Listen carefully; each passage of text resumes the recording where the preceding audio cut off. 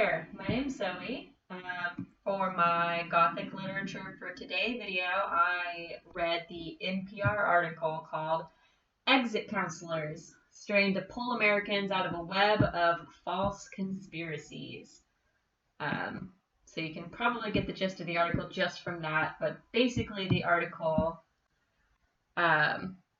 was covering kind of QAnon and how all of these webs of misinformation entangle people and entrap people and how it does that so easily.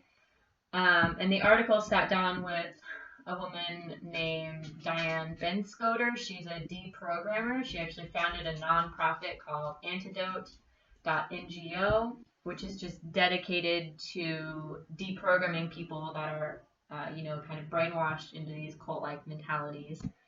And the article looks at her conversation with a woman named Queen, who is a middle-aged woman from Texas who's heavily involved with QAnon and believes kind of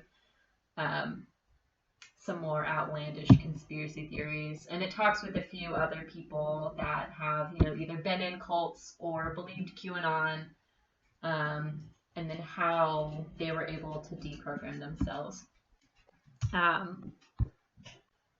And really a big part of that article was talking about how easy it is to just accept misinformation as truth. And it was talking about how deceptive these things like QAnon can be. Well, they'll just plant little seeds of ideas.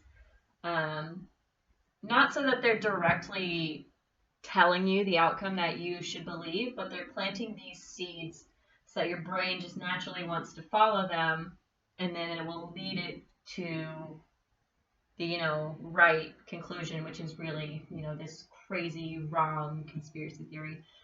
And a really big point of the article was talking about how once you are ingrained into this doctrine of thinking, it's so hard to let go of that.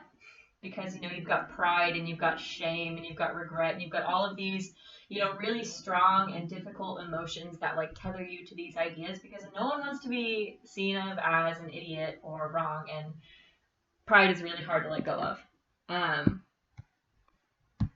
And so obviously I'm trying to tie in to Titus here, but in Act 2, Scene 3, there is a lot of intentional misinformation that happens.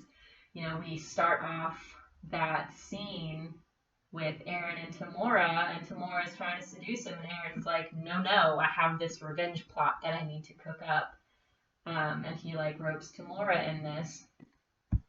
And all throughout the scene, it's just little bitty acts of deception that lead to misinformation, that lead to really extreme circumstances. We see that with Tamora and Bassianus' death.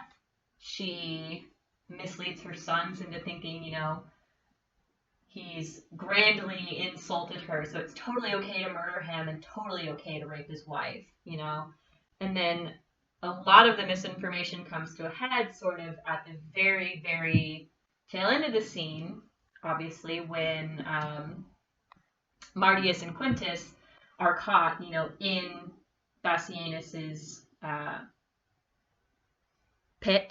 grave, and then they're accused of murder simply because Tamora, has this letter saying, hey, someone is hunting for Bassianus, and oh, look, wow, how convenient, these guys are in the grave.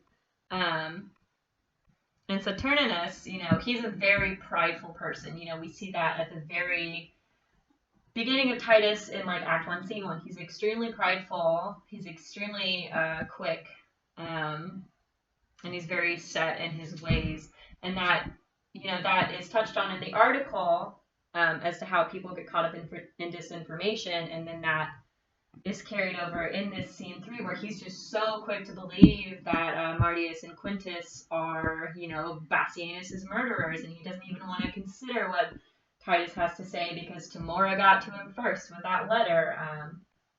And, Titus is pleading and saying, hey, can I reason with you? What can we do to make it right? But because that seed had already been planted, and it had already taken root. Saturninus just doesn't even want to consider an alternative. And Tamora, she's, again, planting those little seeds that get embedded in your brain. Tamora even offers, she's like, I'll beg for your son's lives on your behalf, therefore taking all of that blame away from her. She's very crafty. She's planting these little seeds.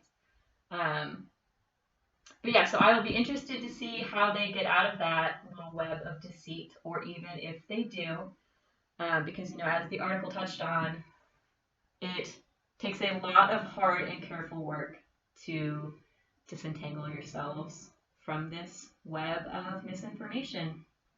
And that's what I have to share with you. Thanks.